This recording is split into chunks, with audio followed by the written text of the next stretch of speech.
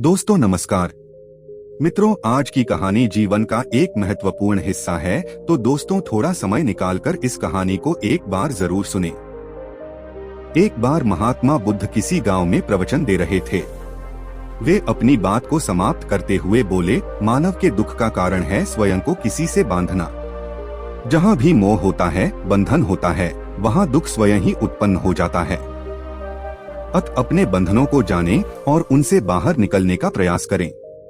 इसके बाद उन्होंने सभी लोगों को आशीर्वाद दिया और फिर अपने आश्रम को लौट गए। अगले दिन उनसे एक व्यक्ति मिलने आया। वह बुद्ध को दंडवत करता हुआ बोला, महात्मन, मैंने कल आपका उपदेश सुना। आपकी बातें मेरे हृदय में उतर गई हैं। मैंने अपने बंधनों को तोड़ दिया है, सारी मोह माया का त्याग कर दिया है। अब मैं आपकी शरण में आना चाहता हूँ। उस व्यक्ति की बातें सुनकर बुद्ध मुस्कुराए और धीरे से बोले, मुझे विस्तार से बताओ वत्स, तुमने कौन कौन से बंधन तोड़े और किसका मोह त्याग दिया है। वह व्यक्ति बोला, मेरे घर पर मेरे बूढ़े माता पिता और पत्नी है। मेरा एक छोटा बच्चा भी है। मेरी पत्नी बहुत बीमार रहती है। उसके कष्ट देखकर मैं अक्सर सोचता रहता था कि वह मर जाए तो उसके कष्ट दूर हो जाएं। उसकी वजह से मैं बहुत दुखी रहता हूँ। लेकिन कल जब मैंने आपका उपदेश सुना तो मेरी समझ में आ गया कि मेरे परिवार से मेरा बंधन ही मेरे दुख खोन का कारण है। अगर मैं इसके चक्कर में पड़ा रहूंगा तो कभी सत्य को नहीं जान सकूंगा। इसलिए मैं अपने घर को त्याग कर आपके पास आया हूँ। बुद्ध ने पूछा, क्या तुम सचमुच सभी बंधनों से मुक्त हो गए हो? देख लो, कहीं कोई बंधन तुम्हारे पीछे रह तो नहीं गया। वह व्यक्ति बोला, नहीं प्रभु, मैं अपने जीवन की सारी चीजों को पीछे छोड़ आया हूँ और अब आगे बढ़ना चाहता हूँ। बुद्ध ने कहा, अगर ऐसी बात है तो फिर ठीक है। आज तुम यहीं आश्रम में रुको। कल मैं तुम्हें बताऊंगा कि तुम्हें क्या करना है। बुद्ध ने अपने एक शिष्य की ओर इशारा किया। शिष्य ने उसे आश्रम के अतिथि कक्ष में पहुंचा दिया। वह व्यक्ति उत्सुकता पूर्वक आश्रम की गतिविधियां देखता रहा। उन्हें देखकर वह बहुत प्रसन्न हुआ और अपने सौभाग्य पर इतराता रहा। अगले दिन बुद्ध ने उस व्यक्ति को एक कार्य सौंपते हुए कहा, तुम्हें पूर्व की दिशा में जाना है। वहां पर तुम्हें एक गांव मिलेगा। गांव के बाहर ही एक साधिका का घर है। वह तुम्हें कोई वस्तु देगी। उसे लेकर तुम्हें वापस मेरे पास आना है। वह व्यक्ति पूर्व दिशा की ओर चल पड़ा। गर्मी का मौसम था। कुछ ही देर में वह पसीने से तरबतर हो गया। उसे प्यास भी सताने लगी। वह सोचने लगा कि अगर इस समय मैं अपने घर पर होता तो इस तरह गर्मी में पसीना नहीं बहाना पड़ता। कुछ दूर और चलने पर उसे भूख भी सताने लगी। पर वह एक सुनसान और बंजर रास्ता था। आसपास न तो कोई पेड़ था और न ही पोखर तालाब।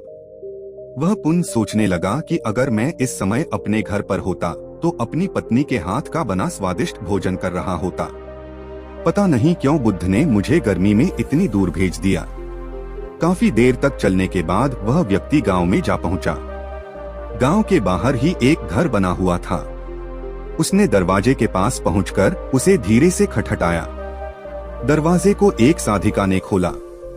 उसके चेहरे पर एक अद्भुत तेज था। वह व्यक्ति उसे देखकर मंत्रमुग्ध हो गया। साधिका ने उसे अभिवादन करते हुए कहा, मैं जानती हूँ कि आपको बुद्ध ने भेजा है। आप अंदर आ जाएं। वह व्यक्ति घर के अंदर चला गया। साधिका के कहने पर उसने पानी से हाथ मुंह धोया और एक चटाई पर बैठ गया। साधिका ने उसके सामने भोजन की थाली रख दी। वह जल्दी जल्दी भोजन करने लगा। अचानक उस व्यक्ति की नजर साधिका के पैरों पर पड़ी। उसके पैर बहुत सुंदर थे। वह उन्हें देखता ही रह गया। तभी साधिका ने उसका ध्यान भंग किया। वह बोली, जिस व्यक्ति को बुद्ध के चरणों में स्थान मिल जाता है फिर उसे किसी अन्य के चरणों की आवश्यकता नहीं पड़ती। साधिका की बात सुनकर वह व्यक्ति लज्जित हो गया और नजरें नीची करके चुपचाप भोजन करने लगा। भोजन करने के बाद साधिका ने कहा, आप बहुत दूर से आए हैं, थक गए होंगे। यहीं चटाई पर लेट जाएं, मैं पंखा कर दूंगी। वह व्यक्ति बहुत थका हुआ था। वह चटाई पर लेट गया और अपनी आंखें बंद कर ली। साधिका उसे पंखा करने लगी, पर लेटने के बाद भी उस व्यक्ति को चैन नहीं आया। उसने धीरे से अपनी पलकों को खोला और चोर नजरों से साधिका को देखने लगा। वह सोचने लगा, यह स्त्री कितनी सुंदर है, इसकी वाणी कितनी मोहक है। अगर यह मेरी पत्नी होती तो मेरा जीवन स्वर्ग बन जाता। साधिका इसके मन की बात समझ गई। वह बोली, शरीर में कुछ नहीं रखा है, यह केवल मांस, मज्जा और अस्थियों का जोड़ है। जो व्यक्ति इसके आकर्षण से मुक्त हो जाता है वही सत्य को प्राप्त कर पाता है। यह सुनकर वह व्यक्ति घबरा गया। वह चटाई से उठ बैठा और बोला, अब मुझे बुद्ध के पास जाना चाहिए। कृपया आप मुझे वह सामान दे दें जिसके लिए बुद्ध ने कहा था। साधिका ने मुस्कुराकर जवाब दिया, बुद्ध ने आपको जिस कार्य के लिए भेजा था वह पूर्ण हो चुका है।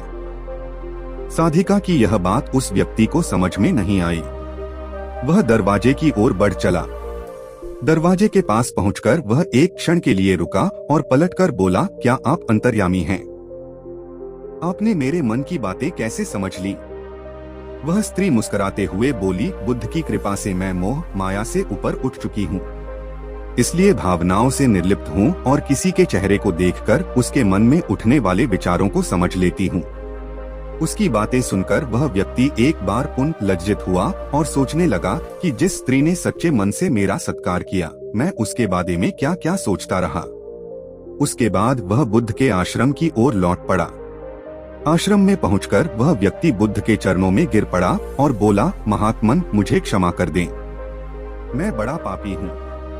उसकी बात सुनकर बुद्ध मुस्कुराए और बोले, मैंने तुम्हें साधिका के पास इसीलिए भेजा था ताकि तुम अपने आप को देख सको। अब मुझे बताओ, क्या तुम सचमुच मोह और बंधन को त्याग चुके हो? वह व्यक्ति कुछ नहीं बोला। वह नजरें नीची किए चुपचाप खड़ा रहा। बुद्ध ने कहा, बाहरी बंधन और मोह को त्यागने से हम बंधन मुक्त नहीं होते। दरअसल बंधन और मोह हमारे भीतर होता है। तुमने परिवार को छोड़ दिया और सोचा कि मैं बंधन मुक्त हो गया, लेकिन जैसे ही तुम्हें अवसर मिला तुम्हारे भीतर का मोह जाग उठा और इसी वजह से आज तुम अपने आप को पापी समझ रहे हो। मुझे क्षमा कर दें प्रभु। उस व्यक्ति ने अपने हाथ जोड़ दिए। फिर वह धीरे से बोला, आप सही कह रहे हैं, मैं केवल अपनी पत्नी से पीछा छुड़ाना चाहता था। वह बहुत बीमार रहती है। 1 वर्ष से हमारे बीच संबंध भी नहीं बन पाए। मैं कुछ ज्यादा कमाता भी नहीं हूँ, इसलिए मैं अपने परिवार के दायित्वों का निर्वहन भी ठीक ढंग से नहीं कर पा रहा हूँ। शायद इसीलिए मैं अपने परिवार से पीछा छुड़ाना चाहता था, पर अब मैं समझ गया हूँ मेरा परिवार ही मेरा सत्य है और उसके दायित्वों का निर्वहन ही असली कर्म है। बुद्ध बोले, मैं जो कुछ भी कहता हूँ वह अपने अनुभव के आधार पर कहता हूँ। लोग मेरी बातों को सुनते तो हैं, पर वे अपने स्वार्थ के अनुसार ही उसका अर्थ ग्रहण करते हैं। इसीलिए मोह, माया, कामना, इच्छा, वासना, क्रोध को लोग बाहर की ओर खोजते हैं, जबकि यह हमारे भीतर ही हैं। हम दूसरों को देखकर तरह तरह की कामना करने लगते हैं।